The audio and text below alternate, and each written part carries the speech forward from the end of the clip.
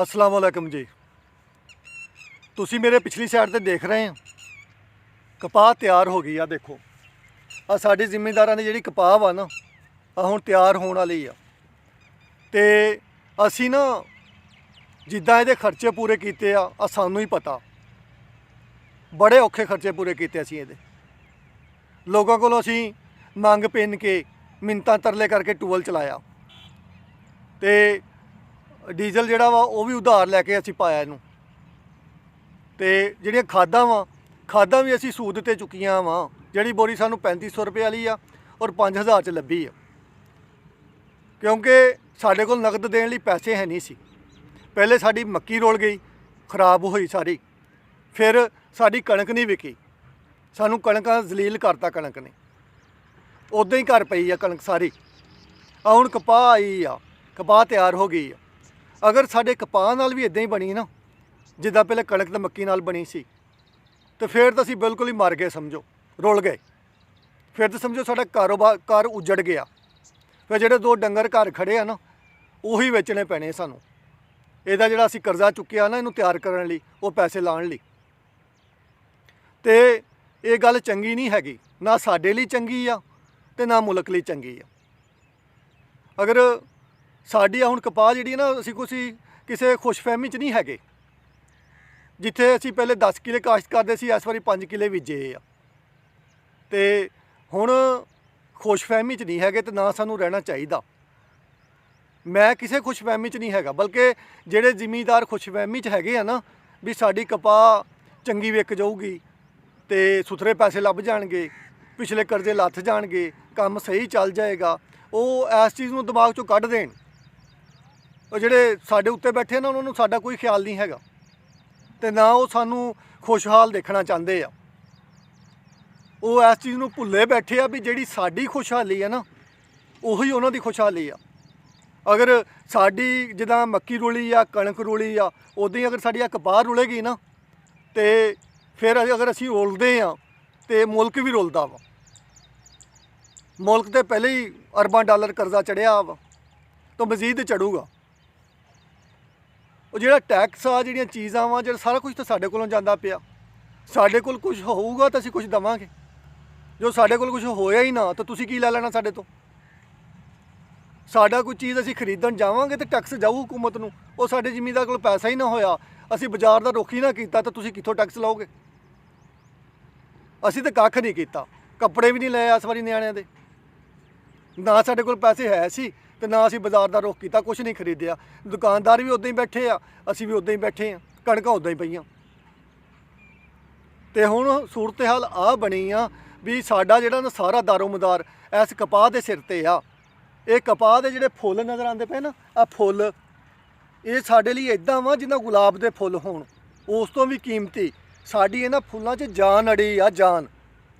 अगर सानू इन्हां फुੱਲਾਂ दा, इन्हां टिंडियां दा सानू कुछ हासिल नहीं ना हुंदा ते असीं मरदे आ, जिमींदार मरदे आ, बल्कि मरे होए आ। हुण तो तुसीं देखिआ जिमींदारां दे हालात, मूँह देखे आ। ਉਹ ਭਈ ਸਾਡੇ ਤਾਂ ਚਮੜੇ ਸੁੱਕਦੇ ਜਾਂਦੇ ਆ, ਸਾਡਾ ਤਾਂ ਖੂਨ ਹੀ ਸੁੱਕਦਾ ਜਾਂਦਾ। ਅਸੀਂ ਤਾਂ ਅਜ਼ਾਬ ਨੂੰ ਆਏ ਆ ਤੇ ਜਿਨ੍ਹਾਂ ਨੇ ਸਾਨੂੰ ਇਸ ਨੌਬਤ ਨੂੰ ਪਹੁੰਚਾਇਆ ਉਹਨਾਂ ਦੇ ਚਿਹਰੇ ਦੇਖ ਲਓ, ਖੁਸ਼ਹਾਲੀ ਆ, ਖੂਨੋ ਖੂਨ ਆ, ਚਿਹਰੇ ਸੁਰਖ ਆ ਜਦੋਂ ਗੁਲਾਬ ਦੇ ਫੁੱਲ ਹੋਣ। ਉਹ ਸਾਡਾ ਖੂਨ ਚੂਸ ਕੇ ਖੁਦ ਹਰੇ ਹੋਈ ਜਾਂਦੇ ਆ ਤੇ ਇਹ ਸਦਾ ਖੁਸ਼ਹਾਲ ਇੱਦਾਂ ਨਹੀਂ ਬਣਨੀ, ਸਦਾ ਇੱਦਾਂ ਨਹੀਂ ਰਹਿਣਾ ਕੰਮ। ਤੇ ਜਿਹੜੇ ਜ਼ਿਮੀਂਦਾਰਾਂ ਨੇ ਕਪਾਹ ਬੀਜੀ ਆ, ਮੇਰੇ ਵੀਰੋ ਮੇਰੇ ਭਾਈਓ, ਘੱਟ ਤੋਂ ਘੱਟ ਖਰਚਾ ਕਰੋ ਕਪਾਹ ਤੇ। ਆ ਨਾ ਹੋਵੇ ਜਿਹੜੇ ਘਰ ਡੰਗਰ ਆ ਜਾਂ ਥੋੜਾ ਜਿਹਾ ਟੁੰਬਾਂ ਜ਼ੇਵਰ ਪਏ ਆ ਉਹ ਸਾਰੇ ਵਿਕ ਜਾਣ। ਤੇ ਅਗਰ ਦਿਮਾਗ 'ਚ ਕੋਈ ਫਤੂਰ ਆ, ਕੋਈ ਤੁਹਾਡੇ ਜ਼ਿਹਨ 'ਚ ਹੈਗਾ ਵਾ ਕਿ ਸਾਡੀ ਕਪਾਹ ਸੌਖੀ ਵਿਕੂਗੀ ਜਾਂ ਅਸੀਂ ਕਮਾ ਲਾਂਗੇ ਤਾਂ ਕੱਢ ਦਿਓ। ਮੈਨੂੰ ਤਵੱਕੋ ਹੈ ਨਹੀਂ, ਤੁਹਾਨੂੰ ਵੀ ਨਹੀਂ ਹੋਣੀ ਚਾਹੀਦੀ। ਗਲਤਫਹਿਮੀ 'ਚ ਨਾ ਰਵੋ, ਗਲਤਫਹਿਮੀ ਬੁਰੀ ਚੀਜ਼ ਆ। अगर असीं गलतफहमी च रहे, कणक बीजी, मक्की बीजी, नहीं विकी, जलील हो गए, रुल गए। कणक बीजी, खुशफहमी च रहे, रुल गई, असीं भी रुल गए। यह कपाह जिहड़ा ना साडा आखिरी, बिल्कुल आखिरी दाव आ ते आखिरी वारी आ।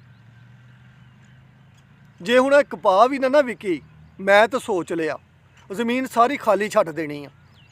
ਤੇ ਆਪ ਕਿਤੇ ਮਜ਼ਦੂਰੀ ਕਰਿਆ ਕਰਾਂਗੇ, ਉਹ ਵੀ ਅਗਰ ਮਿਲ ਗਈ ਤਾਂ। ਇਹ ਜ਼ਿਮੀਂਦਾਰਾਂ ਦਾ ਸਾਰਾ ਜਿਹੜਾ ਦਾਰੋਮਦਾਰ ਆ ਨਾ, ਹੁਣ ਗੇਮ ਆ ਜਿਹੜੀ ਖੇਡ ਆ, ਇਸ ਕਪਾਹ ਦੇ ਸਿਰ ਤੇ ਖੜੀ ਆ। ਤੇ ਗੌਰਮੈਂਟ ਨੂੰ ਚਾਹੀਦਾ ਹੁਣ ਇਸ ਕਪਾਹ ਦਾ ਸਾਡੀ ਦਾ ਖਿਆਲ ਰੱਖੇ। ਤੇ ਸਾਰੇ ਕਿਸਾਨ ਜਿਹੜੇ ਆ ਉਹ ਵੀ ਇਸ ਆਵਾਜ਼ ਨੂੰ ਬੁਲੰਦ ਕਰੋ ਤੇ ਆਪਣੇ ਹੱਕ ਲਈ ਬੋਲਿਆ ਕਰੋ, ਗੱਲ ਕਰਿਆ ਕਰੋ, ਮੂੰਹ ਖੋਲਿਆ ਕਰੋ। ਗੌਰਮੈਂਟ ਨੂੰ ਕਹੋ ਕਿ ਸਾਡੀ ਕਪਾਹ ਖਰੀਦੋ। ਗੌਰਮੈਂਟ ਨੂੰ ਸਾਡੀ ਕਪਾਹ ਖਰੀਦਣੀ ਚਾਹੀਦੀ ਆ ਤੇ ਚੰਗੇ ਰੇਟ ਨਾਲ ਖਰੀਦਣੀ ਚਾਹੀਦੀ ਆ। ਸਾਡੇ ਬੱਚਿਆਂ ਨੂੰ ਵੀ ਕੱਪੜੇ ਚਾਹੀਦੇ ਆ, ਸਾਡੇ ਬੱਚਿਆਂ ਨੂੰ ਵੀ ਰੋਟੀ ਚਾਹੀਦੀ ਆ। ਸਾਨੂੰ ਵੀ ਸਾਡਾ ਵੀ ਦਿਲ ਕਰਦਾ ਕੋਈ ਚੰਗੀ ਚੀਜ਼ ਖਾਈਏ। ਔਰ ਸਿਰਫ ਐਸੇ ਸੂਰਜ ਮੁਮਕਿਨ ਆ ਜਦੋਂ ਸਾਡੀ ਕਪਾਹ ਵਿਕੂਗੀ। ਤੁਸੀਂ ਮੇਰੀ ਆਵਾਜ਼ ਬਣ ਜਾਵੋ, ਮੇਰੇ ਪੈਗਾਮ ਨੂੰ ਪੂਰੇ ਪਾਕਿਸਤਾਨ 'ਚ ਖਿਲਾਰ ਦੇਵੋ। ਮੈਂ ਕਿਸਾਨ ਹਾਂ, ਤੁਸੀਂ ਵੀ ਕਿਸਾਨ ਹੋ, ਅਸੀਂ ਭਾਈਆਂ ਇਕੱਠੇ ਹੋ ਜਾਈਏ, ਅਸੀਂ ਇੱਕ ਦੂਜੇ ਦੀ ਤਾਕਤ ਬਣ ਜਾਈਏ। ਤੁਸੀਂ ਮੇਰੀ ਤਾਕਤ ਬਣੋ, ਮੇਰੇ ਪੈਗਾਮ ਨੂੰ ਪੂਰੇ ਪਾਕਿਸਤਾਨ 'ਚ ਖਿਲਾਰੋ। ਹਰ ਬੰਦੇ ਨੂੰ ਦੱਸੋ ਕਿ ਸਾਡੇ ਆਹ ਹਾਲਾਤ ਆ, ਹਕੂਮਤ ਨੂੰ ਪਤਾ ਚੱਲੇ ਕਿ ਸਾਡੇ ਆਹ ਹਾਲਾਤ ਆ, ਤਾਂ ਕਿ ਹਕੂਮਤ ਨੂੰ ਸਾਡੇ ਹਾਲ ਤੇ ਸਾਡੇ ਤੇ ਰਹਿਮ ਆਵੇ।